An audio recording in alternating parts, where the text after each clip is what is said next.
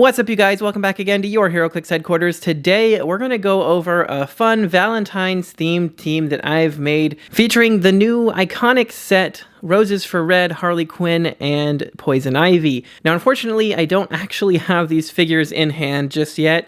I'm still waiting to get mine, but I did come up with this team and I did want to share it with you guys, at least by Valentine's. Now, this will, of course, be a Gotham City Underworld themed team.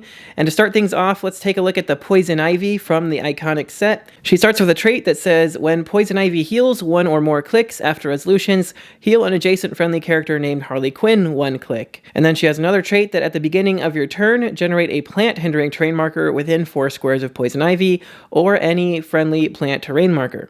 This game, that marker has, when this marker hinders line of fire, characters instead modify defense +2. So you can just keep popping out some plant terrain every turn and gives you some extra cover, which she can use with her stealth. And she can also move them around with TK or, move your team around with TK if need be. And that Empower is also going to be helpful for us. But she does have one last trait, which gives her Poison. And when she uses Poison or makes a close attack, she considers characters occupying or adjacent to squares with her friendly plant terrain markers as adjacent to her. So that's really awesome. You really want to keep just pumping out those plant terrain markers because, she can kind of get like a 5-square giant reach. If you just place one at the beginning of your turn 4 squares away, she can then treat everybody adjacent to that marker as adjacent to her as well. So she can poison them and then punch them through it as well, which is really cool. And you could totally play her at the 45-point line to kind of take more advantage of, the fact that she has 3 damage or the fact that she has mind control. So she can make a close mind control attack on them.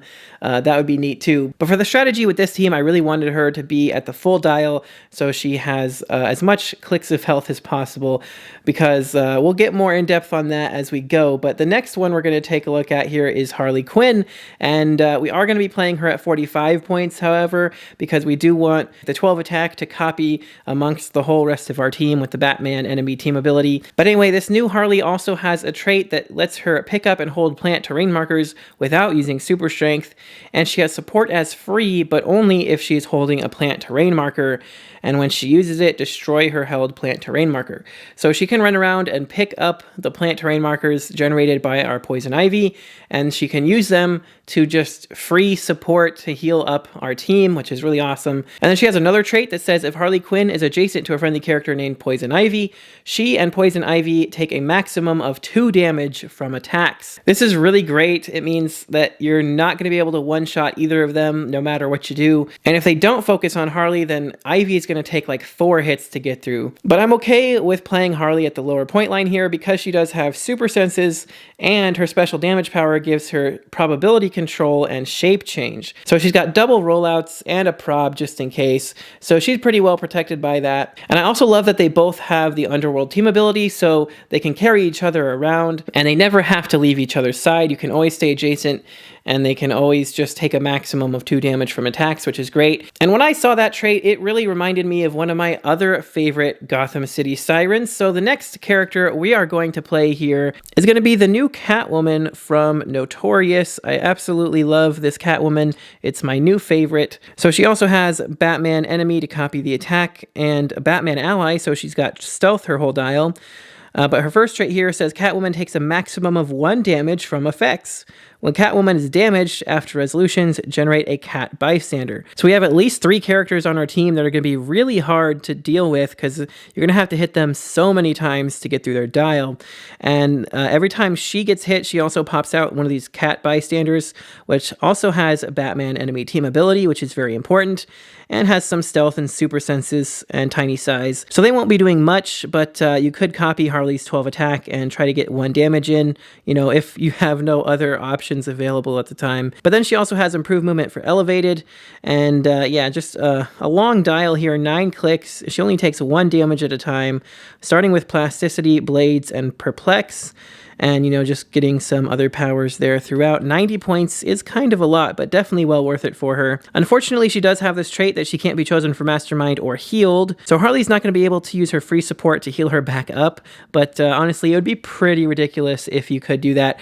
She would just be impossible to kill otherwise. However, I do want to make her a little more annoying, so I'm going to go ahead and equip her with a motorcycle. Since Catwoman does often drive a motorcycle anyway, I thought this was pretty fitting, and it just really helps her out, gives her charge with +2 speed and super senses, so that way she won't have to rely on her just, you know, blank defense clicks, except for the few random combat reflexes there. She'll at least have some super senses her whole dial, +2 to speed with charge, so she'll actually have move and attack her whole dial, and yeah, just being able to charge blades, perplexing her attack to 12. So yeah, really nice. Definitely a big buff for her. I think she pairs very well with that motorcycle. Now, of course, to take advantage of all these characters on our team taking a maximum of 1 or 2 damage, I thought it would be a great idea to play the uncommon Joker from Batman Team Up.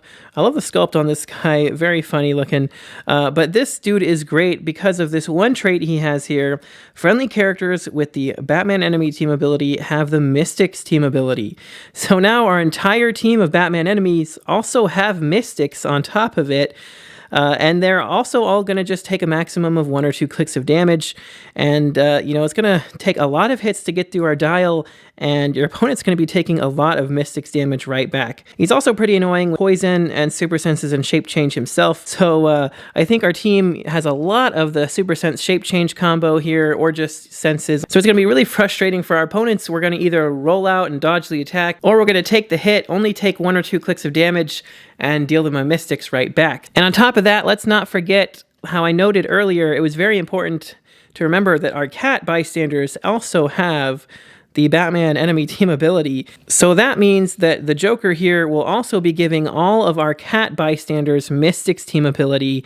So this Catwoman right here, plus all the cats she's able to pop out, is pretty much going to be hitting our opponent for 18 Mystics damage if they, you know, decide to hit her 9 times and all of her cats. So I think that's pretty ridiculous. That's a ton of free damage to get in on our opponents. Now, we do still have 25 points remaining on this team, and I thought, what better way to round it out than with Kite Man. So if you guys haven't already seen what this guy can do, we'll take a quick look at him because he is pretty ridiculous for only 25 points here. He does have Batman enemy team ability, so he's getting Mystics from Joker, and he can copy the higher, you know, 11 and 12 attacks of our team. But he also has a trait here that other friendly characters with the Gotham City Underworld keyword within 4 squares can use Mastermind, but only to choose Kite Man, regardless of adjacency. When they do, after resolutions, place them adjacent to Kite Man. So he's going to be kind of protecting our team here with the Mastermind, and he also has some built-in regeneration there, so if they don't one-shot him, he can heal himself back up. Plus, you know, we have the support from Harley, which is great. So he's going to be our fall guy here for the Joker, mainly. If our opponent sees what we're up to and goes to just finish off Joker right away so that we all lose our Mystics, then our Kite Man here is going to have his back and save the day, hopefully, because we don't want to lose our Mystics right away.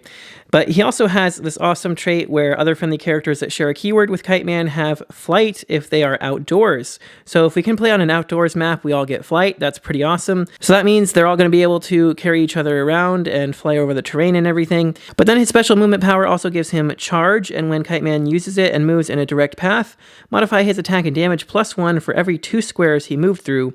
This counts both the square he starts and ends in. So don't forget to include those. But yeah, he's awesome. So with his 8 movement here, he's going to be able to get us up to at least a +2 attack and damage, which is pretty great. And that's where I also said that the Empower is going to come in handy from our Poison Ivy. So when you do charge with him, you're probably going to want to have him carry Poison Ivy, as long as you can also move up Harley Quinn to make sure they stay adjacent. But if he carries Poison Ivy, he's going to be able to copy her 11 and get Empower. So he's going to be able to start with an 11 and then modify that +2 to a 13. And then he'll have +2 damage as well as +1 from Empower for a 4 damage. So with this little 25-point guy, easily hitting with a 13 attack, 4 damage on most of our opposing characters is pretty great. And he's, you know, masterminding a lot of the hits for us, which is also awesome. So that is my Valentine's Day team build for you guys. I think it's pretty fun and hilarious because they're going to be doing more damage to themselves than they are to you. And we still have some ways to come back and hit pretty hard with our Kite Man and even just our Catwoman and everything, charging in there, rolling blades, you know, and placing the plant markers and poisoning everybody through them with poison ivy. So that's going to do it for this fun little Gotham City Valentine's Day team build. So make sure to let me know all your thoughts about it in the comments below. If you enjoyed the video or got anything out of it, don't forget to smash that like button because it does help me out a lot. And don't forget to click the subscribe button so you don't miss any future videos if you enjoy this type of content. But if you guys would like to help support the channel even more, make sure to check the links in the description below for the Patreon or hit the join button for the YouTube memberships. Either way, for as little as $1 a month, you get entered into my monthly giveaways and you get to see your name here in the credits with all these other amazing people. So if that interests you, make sure to check that out. But that's going to do it for this one. Thank you guys again so much for watching. Till next time, this has been Heroclix Headquarters, signing off.